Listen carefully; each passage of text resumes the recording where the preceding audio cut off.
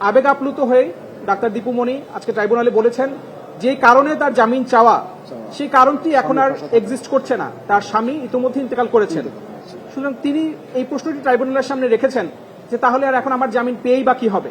যেই মামলায় গ্রেফতার হয়েছেন, আটক আছেন, এই মামলায় তার বিরুদ্ধে 2024 সালের অক্টোবর মাসে ওয়ারেন্ট ইস্যু করা হয় এবং তারপরে ওনাকে এই মামলায় গ্রেফতার দেখানো হয় এবং উনি আজ পর্যন্ত এই মামলায় উনি আটক আছেন।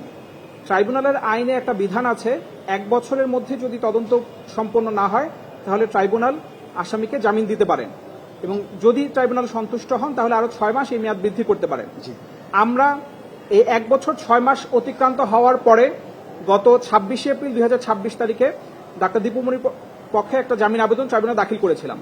আমাদের জামিন আবেদনের মূল যে কারণটা ছিল সেটা হচ্ছে ডাক্তার দীপুমণির স্বামী, তিনিও বাংলাদেশ সুপ্রিম কোর্টের একজন সিনিয়র আইনজীবী ছিলেন, জনাব তৌফিক নেওয়াজ। তিনি গত প্রায় 7 বছর যাবৎ বাকশক্তি এবং চলন শক্তিহীন অবস্থায়, তিনি অসুস্থ অবস্থায় ছিলেন। শুধুমাত্র তিনি চোখের ইশারায় কমিউনিকেট করতে পারতেন তার স্ত্রীর সাথে বা ফ্যামিলি মেম্বারদের সাথে। স্বামীর অসুস্থতার কারণে স্বামীর পাশে থাকার জন্য আমরা এই জামিন আবেদনটি করেছিলাম এবং এই ট্রাইব্যুনালে গত যে তারিখ ধার্য ছিল এই মামলার, তখন ডাক্তার দীপুমণি ট্রাইব্যুনালে যেটা বলেছেন, ট্রাইব্যুনাল তখন আমাদের জামিন আবেদন শুনানির পরে বলেছিলেন যে বাসায় গিয়ে কি করবেন, কিন্তু দেখা গেল গত 18ই আগস্ট তার স্বামী ব্যারিস্টার তৌফিক নেওয়াজ তিনি ইন্তেকাল করেছেন।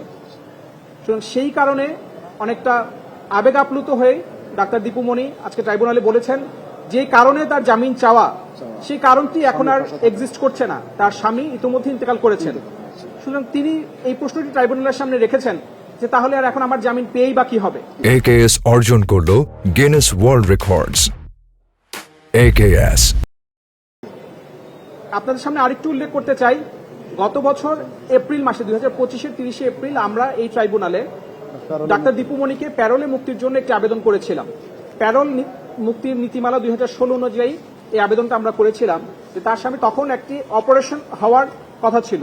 সেই অপারেশনের সময় ডাক্তার দীপুমণি শুধু তিনি একজন আইনজীবী নন, তিনি একজন চিকিৎসক, সেই হিসেবে অন্তত তার অপারেশনের সময় তার স্বামীর পাশে থাকার আবেদন করে আমরা একটি দরখাস্ত করেছিলাম। সেই দরখাস্তটিও তখন ট্রাইব্যুনাল মঞ্জুর করেননি। সুতরাং এখন পরবর্তীতে তার স্বামী মারা যাওয়ায় এই জামিন আবেদনের আসলে যেই গ্রাউন্ড ছিল আমাদের, সেই গ্রাউন্ডটা এখন আর নেই। সে কারণে উনি আবেগ আপ্লুত হয়ে ট্রাইব্যুনালে তার কথাগুলো আজকে উপস্থাপন করেছেন। এই আবেদনটি আমরা উনি প্রত্যাহার করতে চেয়েছেন, কিন্তু ট্রাইব্যুনাল এটা পরবর্তী তারিখে আবার শুনানির জন্য রেখে দিয়েছে।